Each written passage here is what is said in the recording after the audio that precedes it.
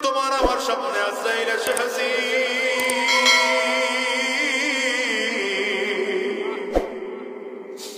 আজরাইল যখন জানটারে কবজ করে নিয়ে গেল, এবার তুমি আর আমি বড় একা। তোমার আমার দামি বাড়ি নাই, দামি গাড়ি নাই, টাকা নাই, পয়সা নাই, সম্মান ইজ্জত কোনো কিছুই তোমার আমার সাথে যাবে।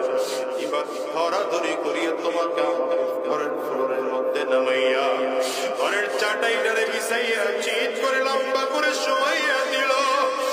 আর এই ঘরের পুরাতন চাদর দিয়ে ঢেকে দিল। হায়রে হিসাব দিলে করে যুবক কত মানুষ এসে কান্না করে, সন্তান এসে বাবা বাবা বলে বলে ডাকে। আরে আত্মীয় স্বজনরা সব এসে বাড়ি ঘর পড়ে গেল। তুমি আর আমি জবাব দিতে পারি না, তুমি আর আমি বড় একা।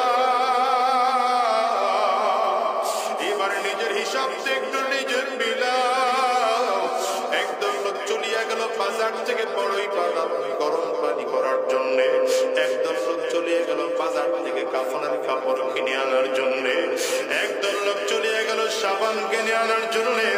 আর একদম লোক চলিয়ে গেল ওই বাগানের কিনারায় চারিদিক থেকে কাপড়ের ঘেরাও করিয়া তোমারে আমার ধরাধরি করিয়া বাগানের কিনারায় নিয়ে যায়।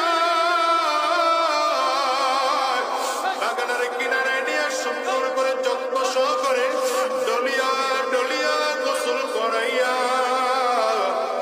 বাজার থেকে কিনে আনা সাদা কাপড়টারে বিছাইয়া তোমারে আমারে বড় যত্ন সহকারে প্যাকেট করা। মাথার মধ্যে একটা বান দিল, পায়ের মধ্যে একটা বান দিল, কবরের মধ্যে আর একটা বান দিয়ে দিল। এইবার তাকিয়ে দেখো গোটা দুনিয়াটা মিথ্যা। এই দুনিয়ার ক্ষমতাও কাজে লাগলো না, এই দুনিয়ার সম্পদও কাজে লাগলো না।